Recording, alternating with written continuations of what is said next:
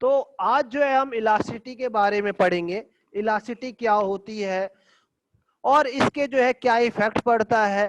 साथ के साथ जो है आपके जो है इलास्टिसिटी की हेल्प से आपका स्टील ज्यादा इलास्टिक है या रबड़ ज्यादा इलास्टिक है, इसके बारे में पढ़ेंगे। और आपके जो है आपके हुक्स लॉ के बारे में पढ़ेंगे। तो इससे पहले जो है आप टॉपिक आप स्क्रीन पे देख रहे हैं, इलास्टिसिटी एंड इलास्टिक लिमिट, ये क्या चीज है। तो ध्यान दीजिए, a material is said to be perfectly elastic. कोई भी मटेरियल को हम परफेक्टली इलास्टिक तब कहेंगे जब if the deformation produced by external force completely disappear on the removal of external force. अगर कोई बॉडी को हम, मान लिया ये कोई बॉडी है, इसके ऊपर हमने फोर्स लगाया, ऊपर से हमने फोर्स लगाया इधर से, तो अब इसको फोर्स जो है लगाने पर अगर इस फोर्स को हम रिमूव कर दें तो ये वापस से क्या आपका इनिशियल शेप एंड साइज में आ जाता है, तो उसको हम कहते हैं इलास्टिसिटी, इलास्टिक मटेरियल। तो ध्यान दीजिए, जैसे कोई आप स्प्रिंग लेते हैं, स्प्रिंग को आप ऊपर से फोर्स लगाते हैं तो उसको आफ्टर रिमूवल फोर्स हटा देते हैं तो वापस से इनिशियल शेप में साइज में आ जाता है, तो उसको कहते हैं elasticity. The property by virtue of which a certain material show elastic behaviour. ऐसी प्रॉपर्टी जो आपकी मटेरियल की इलास्टिक बिहेवियर शो करे, मतलब return back to their original position after the removal of external force is called elasticity। तो कोई भी force हम लगाते हैं, उस फोर्स को उस ऑब्जेक्ट के ऊपर, तो वो क्या उसकी शेप और साइज बदल जाती है। जैसे ही हम फोर्स को रिमूव कर देते हैं वापस से अपनी पहली स्थिति में आ जाती है, उसको कहते हैं इलास्टिसिटी। तो आप एक एनिमेशन वीडियो के थ्रू में आपको कराने की कोशिश करता हूँ, तो थोड़ा यहाँ ऑब्जर्व करें। तो सर आवाज नहीं आ रही है आपकी। इलास्टिसिटी की बात कर रहे हैं, यहाँ इलास्टिसिटी की बात कर रहे हैं। तो इलास्टिसिटी क्या होता है, क्या डिपेंड करता है, क्या चीजें हैं इसके ऊपर, तो एक बार इसके ऊपर देखें हम। तो ये आपकी इलास्टिसिटी आप इस टॉपिक पे देख रहे हैं यहाँ पर। तो स्टार्ट इलास्टिसिटी में जैसे आप लोग रबड़ लेते हैं तो इसको आप खींचते हैं, तो खींचने के बाद क्या होता है आपको क्या पता है, आप समझते हो रबड़ को खींचते हैं तो क्या होगा, वहां पर उसकी लेंथ बढ़ जाती है बहुत ज्यादा। इसी प्रकार से स्प्रिंग का एग्जांपल लेते हैं, तो स्प्रिंग के ऊपर से हमने फोर्स लगाया फिर खींचा, या टेंसाइल फोर्स लगाई या फिर कंप्रेसिव फोर्स लगाई, तो इसमें कुछ ना कुछ डिफॉर्मेशन होती है। डिफॉर्मेशन का मतलब कोई भी आप जैसी फोर्स लगाते तो उसकी शेप और साइज में कुछ ना कुछ वेरिएशन होना आपका डिफॉर्मेशन कहलाता है। तो ability to regain original shape when applied force is remove. तो इलास्टिसिटी की मीनिंग क्या है, जब भी आप क्या है आप किसी जो ऑब्जेक्ट के ऊपर फोर्स लगाते हैं तो फोर्स लगाने के बाद उसके अंदर कुछ ना कुछ डिफॉर्मेशन होती है। हो सकता है उसकी लेंथ बढ़ जाए, घट जाए, विड्थ कम हो जाए या बढ़ जाए। तो जैसे ही हम फोर्स को रिमूव कर देंगे वापस से पुनः अपनी पहली स्थिति में आ जाती है, तो उसको हम कहते हैं इलास्टिसिटी। तो इसी की डेफिनेशन है ability to regain original shape when applied force is remove. तो ये इलास्टिसिटी की डेफिनेशन है। कभी भी जैसे आप फॉर एग्जांपल हम बात कर रहे हैं यहाँ पर, जैसे स्पंज बॉल है या रबर बैंड है, तो आप इसके ऊपर फोर्स लगा रहे हैं, फोर्स लगाए देख रहे हैं इसकी शेप साइज सारा चेंज हो रहा है, तो ये क्या कहे, इसको कहते हैं डिफॉर्मेशन। अब जैसे ही हम फोर्स रिमूव कर देते हैं वापस से पहली स्थिति में आ जाती है, उसको फिर आप कहते हैं इलास्टिसिटी। तो इलास्टिक डिफॉर्मेशन को आपको समझ में आ गया होगा, इलास्टिसिटी क्या होती है। अब क्वेश्चन ये होता है कि आपकी रबड़ ज्यादा इलास्टिक है या आपका जो स्टील ज्यादा इलास्टिक है। तो पहले आप जैसे स्प्रिंग ले रहे हैं, स्प्रिंग को हम खींच रहे हैं, तो खींचने के बाद क्या होगा, अब जैसे हम फोर्स को रिमूव करेंगे तो वापस पहले स्थिति आ, लेकिन हम बहुत ज्यादा एक्सिस मात्रा में स्प्रिंग को खींच रहे हैं, तो ये परमानेंट डिफॉर्मेशन आ गया, देख रहे हैं प्रॉपर। जैसे ही हम बहुत ज्यादा फोर्स लगाया है, तो मतलब इलास्टिक लिमिट से भी बहुत ज्यादा हम फोर्स लगा रहे हैं, तो क्या होगा, वो उसके अंदर परमानेंट डिफॉर्मेशन आ जाती है, और हो सकता है और फोर्स लगाओ तो ब्रेक हो जाएगा। तो ये आपकी परमानेंट डिफॉर्मेशन आ जाती है स्प्रिंग के अंदर। तो इस तरह से क्या आपकी इलास्टिक लिमिट भी एक होती है, उसी लिमिट के अंदर ही आपको फोर्स लगाना होता है। तो object can not be attend partially attend its original shape once applied the force is remove. तो जैसे आपने फोर्स लगाया उसके ऊपर डिपेंड करता है, हर मटेरियल की अपनी अलग अलग इलास्टिक लिमिट होती है। तो प्लास्टिक डिफॉर्मेशन क्या होती है, यहाँ देखा आपने प्लास्टिक डिफॉर्मेशन क्या होती है, तो the plastic deformation object can not attain, मतलब प्लास्टिक डिफॉर्मेशन जस्ट आपकी इलास्टिसिटी से अपोजिट होती है।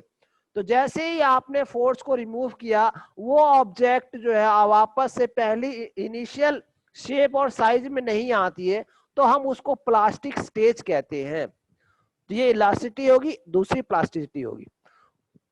नेक्स्ट बात करें हम, अब क्वेश्चन ये होता है, यहाँ देखें रबर स्ट्रिंग है और एक आपकी स्टील की स्प्रिंग है। आपके पास एक रबड़ की एक लंबी सी लेंथ है और एक स्टील है, जैसे आपका आप जो स्केल लेके रखते हैं, आप नॉर्मल जो स्केल रहता है स्टेनलेस स्टील का, उसका आप एग्जांपल ले रहे हैं। आपको अभी इसमें देख रहे हैं हम, जैसे हम फोर्स दोनों के ऊपर लगाते हैं तो दोनों की लेंथ एल है और आपका शेप साइज सेम है। अब दोनों को देख रहे हैं टेंसाइल इक्वल अपोजिट फोर्स लगा रहे हैं। अब फोर्स लगा रहे हैं तो उसका क्या होगा, कुछ ना कुछ शेप इलास्टिक डिफॉर्मेशन होगा। डिफॉर्मेशन होने पर क्वेश्चन ये आता है कि सबसे पहले अब इलास्टिक डिफॉर्मेशन सबसे ज्यादा किसका होगा, तो रबड़ का होगा, स्टील का होगा। तो आप कहोगे रबड़ का होगा, रबड़ जो है बहुत ज्यादा खिंच जाता है। लेकिन आपको जैसे ही आप फोर्स को रिमूव करोगे तो सबसे पहले अपने इनिशियल शेप और साइज में कौन आएगा, तो मोर इलास्टिक कौन है। तो ये आपका डिपेंड करता है कौन सा आपका मोर इलास्टिक है। तो ये आपको पता है, जैसे ही आप रबड़ को आप फोर्स जैसी हटाओगे तो सबसे पहले कौन आपका इनिशियल शेप एंड साइज में आएगा, तो कई स्टूडेंट बोल देंगे रबड़ है, रबड़ स्ट्रिंग है। तो एक क्वेश्चन है आपके लिए कि सब जैसे हम फोर्स को रिमूव करते हैं तो रबड़ अपनी पहली स्थिति में पहले आती है, स्टील आता है। तो अधिकतर 90% बच्चे कहेंगे सर रबड़ आएगा, तो रबड़ नहीं आएगा, इसका आपका रॉन्ग आंसर है, रबड़ नहीं आएगा। कौन आएगा, स्टील। तो रबड़ आपका नहीं आएगा, आपका जो है ये रॉन्ग आंसर होगा, रबर स्ट्रिंग आपका आएगा स्प्रिंग। तो आंसर यही होता है कि क्योंकि आपका जो एग्जाम्पल क्वेश्चन में यही पूछ लिया जाता है कि आपका स्टील और रबड़ में कौन मोर इलास्टिक है, तो आपका स्टील ज्यादा इलास्टिक होता है, क्योंकि जैसे ही हम फोर्स रिमूव करते हैं वो आपका स्टील पहले रिफॉर्म आता है। अब कई बच्चे सोच लेते हैं कि सर ये इलास्टिसिटी का मतलब क्या है, फ्लेक्सिबिलिटी। फ्लेक्सिबिलिटी नहीं होता है, इलास्टिसिटी कभी भी फ्लेक्सिबिलिटी नहीं होता है। इलास्टिसिटी का मतलब क्या है, जब भी फोर्स हम रिमूव करें वापस से पहले इनिशियल शेप एंड साइज में आ जाए, वो आपका इलास्टिक कहलाता है। तो रबड़ आपका मोर इलास्टिक नहीं है, आपका मोर इलास्टिक कौन सा है, आपका स्टील है। तो ये कॉन्ट्राडिक्शन आपकी आती है, कई बच्चे रबड़ को टिक करके आएंगे। तो इसलिए कहा जाता है कि आपका रेजिस्टेंस रजिस्ट मोर, रिवर्स बैक क्विकर। तो जो स्टील जो स्प्रिंग है रेजिस्टेंस ज्यादा लगता है, लेकिन क्या रिवर्स बैक क्विकर, मतलब क्या जैसे आप फोर्स रिमूव करोगे तो बहुत जल्दी जो है अपने इनिशियल शेप साइज में आ जाता है, जबकि रबड़ में ऐसा नहीं है, रबड़ में आपका सर नहीं। आवाज कम आ रही है। तो सर ये आवाज कम आपका आ रही है। तो ये आपका इलास्टिसिटी कहलाता है। तो इलास्टिसिटी आपका कुछ नहीं है, आपका नॉर्मली क्या है, जब भी आपका फोर्स रिमूव अप्लाई करे और जैसे ही आप फोर्स को रिमूव करेंगे तो वापस से इनिशियल शेप एंड साइज में आता है, वो आपका इलास्टिसिटी कहलाता है। तो इलास्टिसिटी आपको जो है बात करें तो इलास्टिसिटी की एक रेशियो होता है, तो स्ट्रेस अपॉन में स्ट्रेन, आप ये भी डिफाइन कर सकते हैं, what do you mean by elasticity. तो स्ट्रेस अपॉन स्ट्रेन को आप इलास्टिसिटी भी बोल सकते हैं। तो नेक्स्ट हम बात करेंगे हुक्स लॉ के ऊपर। तो हुक्स लॉ क्यों इस्तेमाल किया जाता है, रॉबर्ट हुक ने इसके ऊपर क्या इंप्लीमेंट किया है, तो हुक्स लॉ क्या होता है इसके बारे में हम देखते हैं। हुक्स लॉ की बात करें तो रॉबर्ट हुक्स ने एक साइंटिस्ट थे, फिजिस्ट थे, रॉबर्ट हुक, उन्होंने हुक्स लॉ दिया। हुक्स लॉ उन्होंने क्या स्टेटमेंट दिया, stress is directly proportional to strain. Stress जो है आपकी डायरेक्टली प्रोपोर्शनल टू स्ट्रेन जब होती है तो हम उसको हुक्स लॉ हम फॉलो करते हैं। अभी आपका प्रोपोर्शनेट साइन को कहते हैं, आप जैसे आप प्रोपोर्शनेट साइन हटाओगे तो इक्वल टू के आप यूज करेंगे। तो stress is directly proportional to strain होता है, लेकिन आप जैसे ही आप प्रोपोर्शनेट साइन आप हटाओगे तो इक्वल लगाओगे, साथ में के लिखोगे। के आपका क्या होता है, कांस्टेंट होता है, या फिर आप ई यहाँ लिख सकते हो अगर यंग्स मॉडल ऑफ इलास्टिसिटी, या आप इसको आप ई लिख सकते हो। तो अब के जो है आपका कुछ भी हो सकता है, यंग्स मॉडल ऑफ इलास्टिसिटी का हो सकता है, आपका शेयर मॉडुलस हो सकता है, बल्क मॉडुलस हो सकता है, कुछ भी हो सकता है, इसलिए हमने के लिखा है। अगर हुक्स लॉ को फॉलो करते stress is directly proportional to strain, जैसे ही हम प्रोपोर्शनेट साइन हटाते हैं तो इक्वल टू और के लिखते हैं। तो के आपका क्या है, आपका कांस्टेंट है। बात करें हम आगे नेक्स्ट, तो इसका जो है आपका टॉपिक में आपको देख रहे हैं कि आपका मॉडुलस ऑफ इलास्टिसिटी कहलाता है, या फिर आपको कांस्टेंट आप बोलते हैं इसको, आप कांस्टेंट होता है। हर मटेरियल की अपनी अलग अलग इलास्टिसिटी होती है, वुड की अलग होगी, स्टील की अलग होगी, रबड़ की अलग होगी। तो ये क्या आपका वेरी करता रहता है, ये डिपेंड करता है आपकी कौन सा मटेरियल ले रहे हैं। तो कई बार आपके स्ट्रेस भी longitudinal stress equal to y into में लॉन्गिट्यूडनल स्ट्रेन, ये भी आप इस तरह से भी आप डिनोट कर देते हैं। तो स्ट्रेंथ ऑफ मटेरियल का सबसे बेस्ट आपका जो है आपका हुक्स लॉ किसी भी मटेरियल के ऊपर डिपेंड करता है। ये आपका नॉर्मली आप कई स्टील का निकालिए या ब्रिटल मटेरियल का निकालिए तो सबका ऊपर इम्प्लीमेंट होता है, लेकिन डिपेंड करता है आप कैसे आप निकाल रहे। तो ये आप डिपेंड करता है कैसे आप हुक्स लॉ निकालते हैं। जैसे आप देखें कोई बीम है, आप लोड लगा रहे हैं, देखें कोई बीम है उसके ऊपर आप लोड लगा रहे हैं, तो कुछ ना कुछ फ्लक्चुएशन होगा, स्ट्रेस क्रिएट होगा, स्ट्रेन क्रिएट होगा। तो आपका when a beam is loaded stress and strain increase proportionality. तो इसके ऊपर क्या है, स्ट्रेस और स्ट्रेन कुछ ना कुछ प्रोपोर्शनैलिटी, और जैसे ही हमने फोर्स रिमूव किया वापस से वो इनिशियल स्टेज में आ गया। तो ये आपका स्ट्रेस और स्ट्रेन का एक कर्व है। यहाँ स्ट्रेस को हम सिग्मा से डिनोट कर रहे हैं और स्ट्रेन को आपका एप्सिलॉन से डिनोट कर रहे हैं। तो ये आपका पॉइंट जो आता है स्लोप ई होता है, क्योंकि क्या एक बीच में एंगल बन रहा है ना। तो स्ट्रेस स्ट्रेन कर्व आपको लिए जो नॉर्मली बहुत ही इंपॉर्टेंट रोल करता है किसी भी आप, ये यूनिवर्सल टेस्टिंग मशीन है, आप आपके कॉलेज में भी ये प्रैक्टिकल है। Determine the tensile stress, yield stress, yield point. तो स्ट्रेस स्ट्रेन कर्व आपको डेवलप करना है। तो ये आपकी यूटीएम मशीन है, यूनिवर्सल टेस्टिंग मशीन। तो इस टेस्टिंग मशीन की हेल्प से जो है आप सारे जितने भी मैकेनिकल प्रॉपर्टीज होते हैं कई सारे तरह की, वो सारी आप लगभग निकाल देते हैं। तो बात करें यहाँ पे, तो ये आपके एक नॉर्मल एक बार आपने लिया है, इस बार के ऊपर आपने सारी मार्किंग कर दिया और स्ट्रेस स्ट्रेन का कर्व देख रहे 0 0। जैसे ही हम फोर्स लगा रहे हैं तो इस तरह का जैसे जैसे आपका डिफॉर्मेशन क्रिएट होगा तो इस तरह का कर्व बनता चला जाएगा। अब बाद में एक कोन और कप की शेप में निकल जाता है। तो यहाँ बात करें जो कर्व आपका स्ट्रेस स्ट्रेन का डेवलप होता है, ये बहुत ही ज्यादा इंपॉर्टेंट रोल प्ले करता है। तो यहाँ देख रहे हैं 0 टू पॉइंट ए आपका 0 टू पॉइंट ए क्या प्रोपोर्शनेट लिमिट कहलाती है यहाँ पर, और up to point B elasticity follow होती है, इलास्टिक लिमिट तक फॉलो होती है। अब पॉइंट टू सी है प्लास्टिसिटी यहाँ से स्टार्ट होती है, डी पॉइंट अल्टीमेट पॉइंट होती है, इसके बाद आपका ई पॉइंट पे ब्रेकेज हो जाता है। तो ब्रेक होता है तो कोन और कप की शेप में आपका ब्रेकेड हो जाता है। तो यहाँ आप देख रहे हैं प्रॉपर, यहाँ ए पॉइंट आपकी इलास्टिक लिमिट कहलाती है, बी पॉइंट आपका अपर यील्ड पॉइंट बोल देते हैं, सी आपका लोअर यील्ड पॉइंट, डी आपका स्ट्रेन हार्डनिंग पॉइंट बोल दीजिए या फिर अल्टीमेट पॉइंट बोल दीजिए, ई आपका ब्रेकिंग पॉइंट या फ्रैक्चर पॉइंट आप बोल देते हैं। तो लिमिट प्रोपोर्शनेट और ए, तो ए पॉइंट पे आपका कैसे लिमिट प्रोपोर्शनेट होती है इसके बारे में बताते हैं। तो ये जैसे हमने बार लिया है, एक यूनिफॉर्म बार है, इस बार की हमने एक लेंथ लिया है, तो ये आपकी गेज लेंथ कहलाती है। अप टू पॉइंट यहाँ से लेकर यहाँ तक जो लेंथ होती है आपकी गेज लेंथ कहलाती है।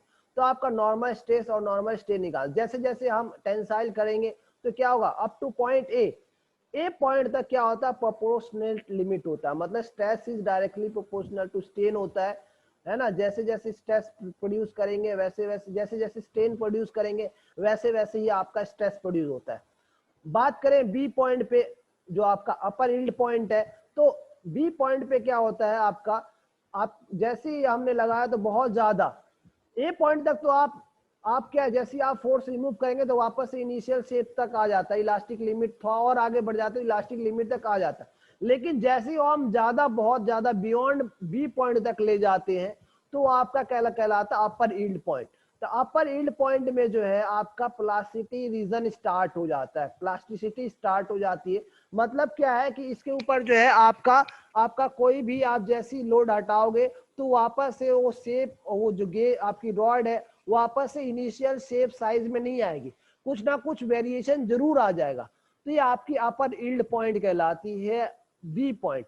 हम सिग्मा वाई एल कर रहे हैं, सिग्मा वाई तो मतलब यील्ड स्ट्रेस, सिग्मा पी का मतलब है आपका प्रोपोर्शनल लिमिट स्ट्रेस। बात करें लोअर यील्ड पॉइंट, तो लोअर यील्ड पॉइंट में अब थोड़ा सा एक प्लास्टिसिटी तो जनरेट हो गई है, लेकिन इसमें धीरे धीरे क्या होता है इसमें एरिया का डिक्रीमेंट होता है, लेंथ तो बढ़ती है, साथ के साथ हल्का सा एरिया का उसके अंदर रिडक्शन स्टार्ट हो जाता है।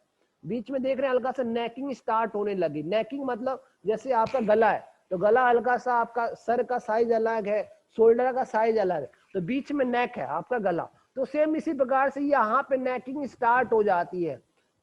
जैसे बी पॉइंट से और ज्यादा हम टेंसाइल फोर्स लगाते हैं तो बीच में नेकिंग स्टार्ट हो जाती है। मतलब इसका क्या है, इसका जॉब ये आपका जो स्पेसिमेन है, ये आपका मटेरियल है, देख रहे हैं यहाँ पे ये रेड हॉट होने लगा, मतलब कि हल्का सा नेकिंग स्टार्ट हो चुकी है। तो जैसे जैसे नेकिंग स्टार्ट होगी और हम फोर्स क्रिएट करते हैं, यहाँ पे सी पॉइंट पे आपका एरिया का रिडक्शन होगा।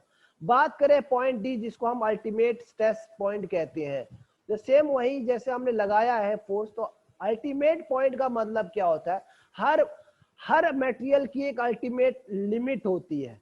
अल्टीमेट लिमिट होती है, उससे ज्यादा सहन नहीं कर सकता है। जैसे आपकी कैपेसिटी क्या है, आपके सर के ऊपर वजन ले जाने की कैपेसिटी कितनी, 40 केजी।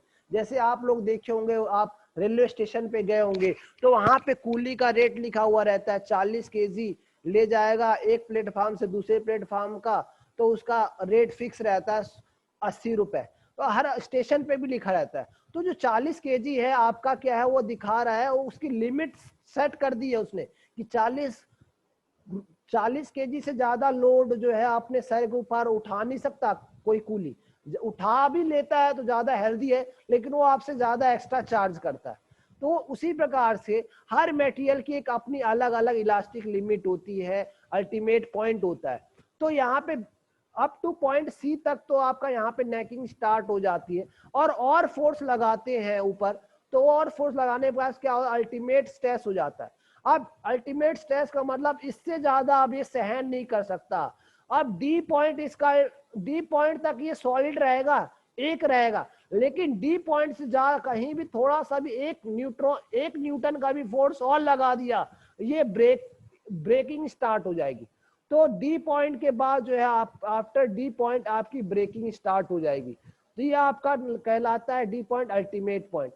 नेक्स्ट टाइम बात करें ब्रेकिंग पॉइंट की, तो जैसे डी पॉइंट से और ज्यादा हम फोर्स लगाते हैं, तो ये आपकी गेज लेंथ है, बार बार ये बता रहे हैं क्योंकि इस एनिमेशन वीडियो में आपको इस तरह समझ में आएगा।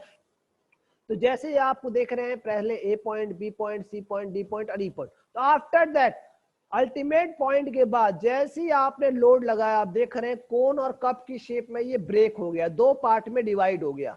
तो ये आपका पॉइंट कहलाता है, ए पॉइंट आपका प्रोपोर्शनेट लिमिट हो गया, बी पॉइंट यील्ड स्ट्रेस हो गया, सी पॉइंट आपका देख रहे हैं आपका लोअर यील्ड पॉइंट हो गया, डी पॉइंट आपका अल्टीमेट स्ट्रेस हो गया, और ई पॉइंट आपका ब्रेकिंग पॉइंट, या फिर आपका ब्रेकिंग पॉइंट बोल दीजिए। ई ब्रेकिंग स्ट्रेस इसलिए लिख रहा है क्योंकि सिग्मा ई आपने यहाँ डिनोट किया, इसलिए ब्रेकिंग पॉइंट, यहाँ ब्रेकिंग पॉइंट भी बोल सकते हो आप इसको। अगर सिग्मा लगा दिया है तो ये आपका स्ट्रेस हो जाएगा, ठीक है। तो इस तरह से आपने देखा कैसे आप normal UTM universal testing machine पे आप mechanical stress strain curve generate करते हैं। तो बहुत ज्यादा ये हेल्पफुल होता है किसी भी जॉब के लिए। ये आपका स्ट्रेंथ ऑफ मटेरियल सब्जेक्ट में ये आपका बहुत ज्यादा अहम रोल प्ले करता है, स्ट्रेस स्ट्रेन कर्व। तो यहाँ से हमने देखा स्ट्रेस स्ट्रेन कर्व कैसे डेवलप होता है। अब हम आज के लिए